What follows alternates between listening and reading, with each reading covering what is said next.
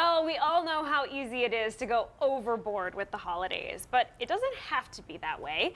The Lyft's financial planner, Michelle Buria, is here with some tips to keep our holidays under wraps. I am, You yes. see what we did there? Yeah. Wraps. That was Megan, that wasn't me. We'll blame Megan for the puns in this show. All right, so Michelle, what are the main reasons that people overspend during the holidays? Yeah, so it's really easy, right? I mean, you have the excitement, you have things coming at you from every direction, Yep. you have sales, events going on, you know, perhaps you might start early and with holiday shopping, and then you might forget what you bought, or something better comes along later, or you wait a little bit too long and then you're at a scramble, right? So all of these are reasons, easy reasons, that you could overspend. It's usually the sales that get me. Yes. It's so tempting. Okay, so let's jump into your 3 tips that you have for us. Number 1, you say have a plan. Yes, surprise, surprise, the planner says Makes have sense. a plan, right? So when we're looking at holiday giving, really you want to look at, just write down the people who you'll be giving to, because the last thing that you want to do is think that you're on track and then realize that you forgot someone. Can totally blow your budget, right? So however that is, if you write it down on paper, a spreadsheet, perhaps notes on your phone, prepare that list, and then as you're talking to that person, maybe seeing something that they post on social media, a sale that comes up, you can write down then a gift that's associated with each person. Yeah. And it's really just putting together a game plan for when you go out shopping. Helps you be intentional not only with what you're spending on those gifts, but even with what you're giving. Exactly. Then, yes. It sounds like. More I love that. more thoughtful, right? Yeah. Might coordinate with that Totally. particular person. I love a list, so I'm on board. I'm on board with that one. All right, next you recommend setting money aside. That Yeah. makes a lot of sense. Yeah, so even if you don't know exactly what you want to get for a person or people, you should know how much you can afford to spend. And that comes along with doing your budgeting earlier in the year, right?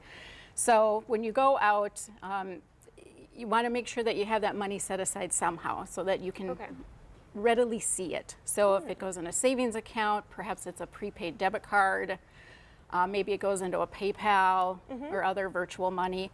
It is, or how about cash, right? Ooh, Physical cash. What's that? So if you are an overspender, right, there is nothing better than having an envelope of cash, because when you take that last dollar out of that envelope, you are done.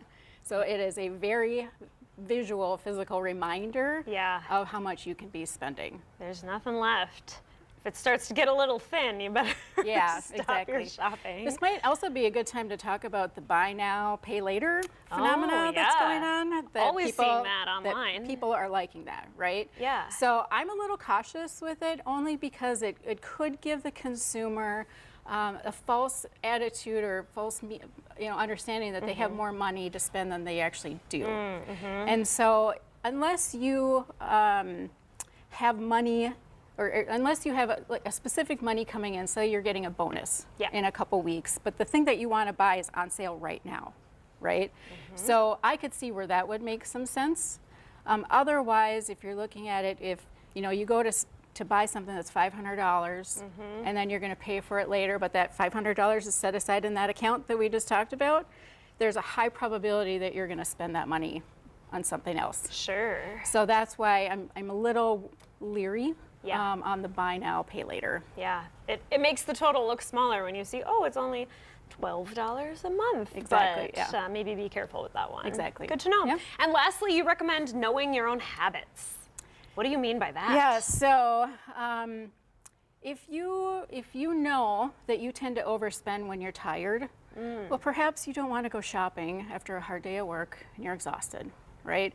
Or if you have, you're very susceptible to the emails or the alerts that you get for all the sales coming up, then turn off those notifications. So just being aware of what those habits are or some of your triggers, then try to alleviate what those triggers may be. You're really just trying to set yourself up for success. Yeah, well, that goes right along with having a plan, it sounds like. It is, yes. And it's very hard. I mean, I'm the first one to say I'm terrible, right? I mean, this is probably the hardest thing for me over the holidays, is to stay within budget with holiday spending. You see something that's perfect for someone and you want to just go for it. Yes.